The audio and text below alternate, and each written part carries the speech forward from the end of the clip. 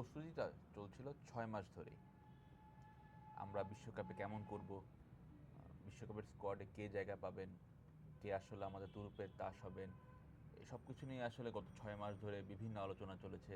ফেব্রুয়ারিতে আমাদের টি-20 বিশ্বকাপ, আমরা বিপিএলকে কীভাবে ইউজ করে বিশ্বকাপে ভালো করতে পারবো, কে বিশ্বকাপ দলে থাকবেন, কেই বা বাদ পড়বেন, সব নিয়ে ছিল আলোচনা। আমরা বিশ্বকাপের স্কোয়াডও ঘোষণা করে ফেলেছিলাম, কিন্তু দুঃখের বিষয় শেষ পর্যন্ত বাংলাদেশকে ছাড়াই শুরু হতে যাচ্ছে এবারে টি-20 বিশ্বকাপ। সেই ২০০৭ সাল থেকে শুরু, দক্ষিণ আফ্রিকায় অনুষ্ঠিত সেই প্রথম উদ্বোধনী যে আসর টি-20 বিশ্বকাপের, সেই আসরে অংশ নিয়েছিল বাংলাদেশ।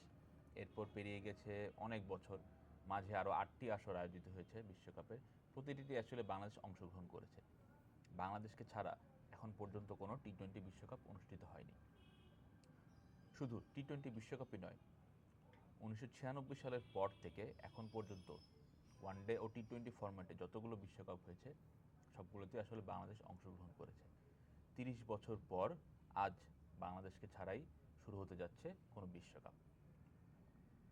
এমন পরিস্থিতি আসলে আমাদের সামনে আসবে, এটা আমরা হয়তো 1 মাস আগেও কেউ কল্পনাও করেনি। সব কিছু ঠিকঠাক চলছিল, বিপিএল শেষ, টি-20 বিশ্বকাপের টিমও প্রায় নিশ্চিত। দু একজনকে নিয়ে একটু সন্দেহ ছিল তারা আসলে দলে চান্স পাবেন কি পাবেন না। ভারতের মাটিতে আমরা আসলে কেমন করব, স্পিন বান্ধব দল হবে না পেসার বান্ধব দল হবে, এটা নিয়ে আসলে আলোচনাটা ছিল বেশ।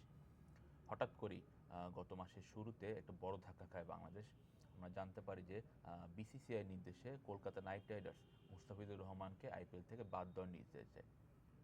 তাদের কথা ছিল যে মুস্তাফিজকে নিয়ে আসলে বেশ কিছু উগ্র হিন্দুত্ববাদী সংগঠন বেশ চাপে রাখছে কলকাতাকে, তারা আন্দোলনের হুমকি দিয়েছে, ম্যাচ বাতিল করার হুমকিও দিয়েছিল আসলে আইপিএলে যদি মুস্তাফিজকে খেলানো হয়।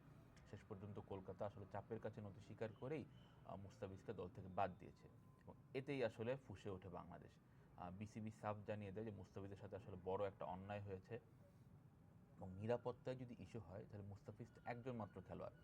মুস্তাফিজকে যদি নিরাপত্তা দিতে না পারে ভারত, তাহলে আসলে বিশ্বকাপের সময় পুরো যে বাংলাদেশ টিম ম্যানেজমেন্ট যাবে, ক্রিকেটাররা যাবেন, দর্শক যাবে, সাংবাদিক যাবে, এত মানুষকে আসলে ভারত কীভাবে নিরাপত্তা দিবে। এজন্য আমাদের ম্যাচগুলোর জন্য শ্রীলঙ্কায় সরিয়ে আনা হয়, এই প্রস্তাব আইসিসিকে দেওয়া হয়।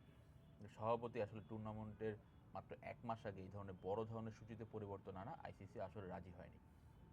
শুধু আইসিসি না, সহ আয়োজক শ্রীলঙ্কা কিংবা বাংলাদেশ যে গ্রুপ পরিবর্তনের যে একটা প্রস্তাব দিয়েছিল যে তারা সি গ্রুপ থেকে বিতে যাবে, বি গ্রুপে আয়ারল্যান্ডকে যেন তাদের গ্রুপে নিয়ে আসা হয়, তাহলে তাদের ম্যাচগুলো আসলে শ্রীলঙ্কায় হবে, এই প্রস্তাবটাও আসলে আয়ারল্যান্ড রাখেনি।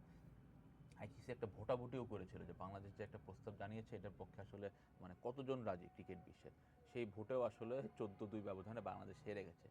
শুধুমাত্র পাকিস্তান বাংলাদেশের পক্ষে ভোট দিয়েছিল এবং মজার ব্যাপার হচ্ছে পাকিস্তানই পুরোটা যুদ্ধ বাংলাদেশ আইসিসি এবং ভারতের সাথে যে একটা স্নায়ুযুদ্ধ, চিঠি চালাচালি, মেইল চালাচালি, বৈঠকের যে একটা যুদ্ধ চলেছে, সেখানে আসলে পাকিস্তান বাংলাদেশকে পুরোটা সময় সাপোর্ট দিয়ে গেছে।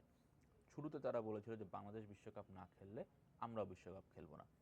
শেষের দিকে অবশ্য সেটা হয়নি, পাকিস্তান বিশ্বকাপে অংশ নিচ্ছে, আজকেই তাদের উদ্বোধনী ম্যাচ নেদারল্যান্ডসের সাথে। পাকিস্তান একটা বড় সিদ্ধান্ত নিয়েছে, সেটা হচ্ছে পুরো টুর্নামেন্টে যে সবচেয়ে বড় ম্যাচ ধরা হচ্ছিল গ্রুপ পর্বে ভারত পাকিস্তানের, সেই ম্যাচটা তারা বয়কট করছে। তারা জানিয়ে যে বাংলাদেশের সাথে যে অন্যায় হয়েছে সেটার প্রতিবাদেই তার ভারতের বিপক্ষে ম্যাচ খেলবে না। তো এটা আসলে পুরো টুর্নামেন্টের একটা বড় ধরনের ইম্প্যাক্ট ফেলবে বলে আমরা আশা করছি যে রেভিনিউ বলেন, টিভি সত্ত্ব কিংবা মাঠের দর্শক কিংবা টুর্নামেন্টের যে একটা এক্সপেক্ট আছে যে মানে বড় একটা ম্যাচ যেটার দিকে সবাই তাকিয়ে পুরো বিশ্বে, সেই ম্যাচটা আসলে বাতিল হয়ে গেছে। এখন পর্যন্ত পাকিস্তানের সিদ্ধান্ত তারা এই ম্যাচে আসলে বয়কট করবে, তারা খেলবেন না। তো বাংলাদেশ ইস্যুটা আসলে শুধু বাংলাদেশের মধ্যে সীমাবদ্ধ রয়নি, সেটা আসলে পূর্ণ টুর্নামেন্টে একটা বড় প্রভাব ফেলেছে। আজ শুরু হচ্ছে টি-20 বিশ্বকাপ। দিনে আসলে 3টা খেলা, পাকিস্তান মাঠে নামবে, ভারতও মাঠে নামবে। তো এই দুটো আসলে বড় ম্যাচ। মাঝে দুপুর 3:30টার সময় আসলে আমাদের খেলার কথা ছিল ওয়েস্ট ইন্ডিজের বিপক্ষে ইডেন গার্ডেন্সে, বাংলাদেশের উদ্বোধনী ম্যাচের সূচিটা ছিল। যেহেতু বাংলাদেশ নেই, তো তার পরিবর্তে স্কটল্যান্ড আসলে ওয়েস্ট ইন্ডিজের বিপক্ষে মাঠে নামবে। এই যে বাংলাদেশ নেই, এটা আসলে আইসিসিতে যে বড় প্রভাব ফেলবে, বিসিবি সভাপতি কিন্তু বয়কটের দিনই বলেছিলেন। আইসিসি হয়তো বলেছিল না তেমন একটা প্রভাব পড়বে না, কিন্তু বাংলাদেশের যে 4টি ম্যাচ, 3টি কলকাতায়, 1টি মুম্বাই, এই 4টি ম্যাচের টিকিটের বিক্রিতে একদম ধস নেমেছে। গতকালও আমরা দুপুর পর্যন্ত ভারতীয় যে গণমাধ্যমগুলো আছে তারা একটা স্ট্যাটিস্টিক দিয়েছিল যে বাংলাদেশ যেহেতু নেই, বাংলাদেশের পরিবর্তে স্কটল্যান্ডের ম্যাচগুলোর আসলে কী অবস্থা। আমরা সেখানে দেখেছি যে মানে 1,000, 1,500, 2,000 করে টিকিট বিক্রি হয়েছে। সবচেয়ে ভয়াবহ অবস্থা হচ্ছে ইতালি ও স্কটল্যান্ড ম্যাচে, সেখানে আসলে 350 টিকিটও বিক্রি হয়নি। তো যেহেতু বাংলাদেশ যদি এই ম্যাচগুলোতে খেলতো, আমরা আশা করতাম যে বাংলাদেশ থেকে বা ভারতে অবস্থানকারী বা বিদেশ থেকে অনেক বাংলাদেশি দর্শক আসলে ম্যাচগুলো দেখতে আসতেন। ইডেন গার্ডেন্সের ধারক ক্ষমতা 35 থেকে 40,000। মুম্বাইয়ের ওয়াংখেড়ে তো আসলে বড় একটা দর্শকের সমাগম হয়। বাংলাদেশ খেললে সেখানে আসলে একটা বড় দর্শক সমাগম হতো। টিকিট বিক্রি থেকে শুরু করে মাঠের আশেপাশের যে একটা ব্যবসায়িক পরিস্থিতি আছে, সেটাও আসলে একটা বড় বুস্ট আপ পেত।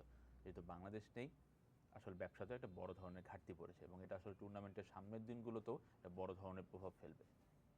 এটা তো গেল আসলে ব্যবসায়িক দিক। ক্রিকেটের দিক দিয়ে যদি আমরা আসি, 30 বছর পর বাংলাদেশকে ছাড়া বিশ্বকাপ। বাংলাদেশের সাংবাদিকরা হয়তো আজকে খুব ব্যস্ত থাকতেন, টস থেকে শুরু করে কেমন একাদশ হবে, বাংলাদেশ কেমন করলো, প্রথম ইনিংস, দ্বিতীয় ইনিংস, ইনিংসের মাঝখানের ব্যাপার, ম্যাচের হার জিত নিয়ে প্রেস কনফারেন্স, মানে বড় একটা ব্যস্ততা শুরু হতো আজকে। কিন্তু শেষ পর্যন্ত আজকে একদম কোনো ধরনের ব্যস্ততা নেই। আমরা আসলে অন্য 6টি দেশের ম্যাচ দেখব। হয়তো বিশ্বকাপের মতো চলবে, কিন্তু বাংলাদেশ যে নেই, এটা আসলে মানে সবার একটা মন খারাপ করার মতো বিষয়। বাংলাদেশকে ছাড়া আমরা বিশ্বকাপ দেখতে আসলে অভ্যস্ত না। বড় একটা জেনারেশন, সেই যে আমি যেটা বললাম শুরুতে, 1996 সালে সবশেষ বিশ্বকাপে আসলে বাংলাদেশ খেলেনি। এরপর সেই 99 সাল থেকে শুরু, আমরা যে ওয়ানডে বিশ্বকাপে সুযোগ পেলাম, এরপর থেকে ধারাবাহিকভাবেই বাংলাদেশ গত 30 বছরে সব কয়টি বিশ্বকাপে খেলে আসছে। তো বাংলাদেশকে ছাড়া বিশ্বকাপ আসলে আমাদের এই জেনারেশন কিংবা পরবর্তী সব জেনারেশনের জন্য একটু কল্পনা করা একটু কঠিন। তবে দুঃখজনকভাবে সেটা আসলে হতে যাচ্ছে। মানে আজকে সকাল থেকে যে ম্যাচগুলো শুরু হবে 11:30টায় পাকিস্তান নেদারল্যান্ডসে, তখন থেকে আনুষ্ঠানিকভাবে বিশ্বকাপ শুরু এবং বাংলাদেশকে ছাড়াই বিশ্বকাপ শুরু। এখন পর্যন্ত বাংলাদেশ কিন্তু আসলে বেশ কয়েকটি রেকর্ড বিশ্বকাপে ধারণ করে। সেটার মধ্যে সবচেয়ে বড় রেকর্ডটা হচ্ছে সাকিবের রেকর্ড। মানে সাকিব কিন্তু এখন পর্যন্ত টি-20 বিশ্বকাপের সর্বোচ্চ উইকেট শিকারী। তো এই আসরে তাকে আসলে কে ছাড়িয়ে যেতে পারে, সেটা আসলে দেখার বিষয়। শেষ পর্যন্ত সাকিবের রেকর্ডটা হয়তো থাকবে না, কিন্তু সাকিব একটা উচ্চ পর্যায়ে আসলে থাকবে। সাকিবও নেই, বাংলাদেশও নেই। তো বিশ্বকাপ আসলে কেমন ম্যারম্যারে হবে, এটা নিয়েও আসলে অনেক ধরনের কথা উঠেছে যে ভারত পাকিস্তান ম্যাচ নেই, বড় একটা দর্শক টানে সেই বাংলাদেশও নেই, তাহলে বিশ্বকাপ আসলে কতটুকু জমবে।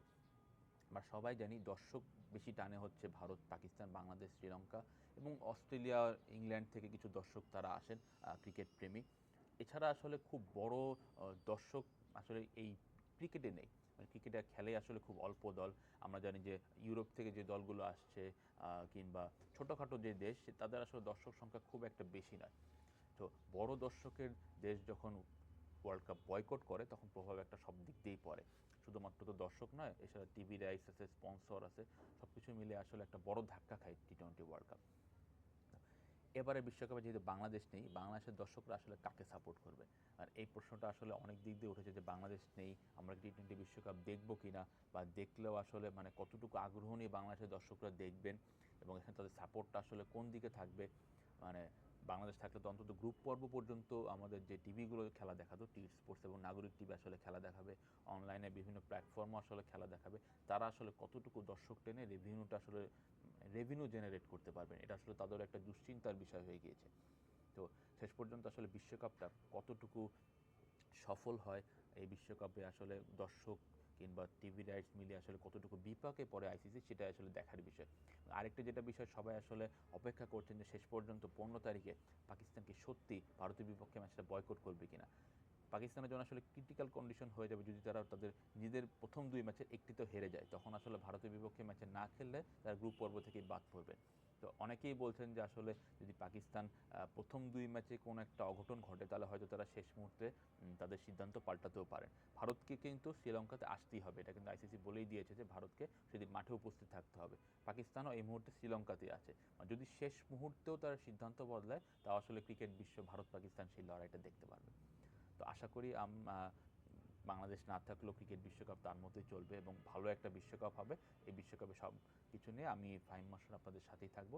ততক্ষণ পর্যন্ত সবাইকে ধন্যবাদ।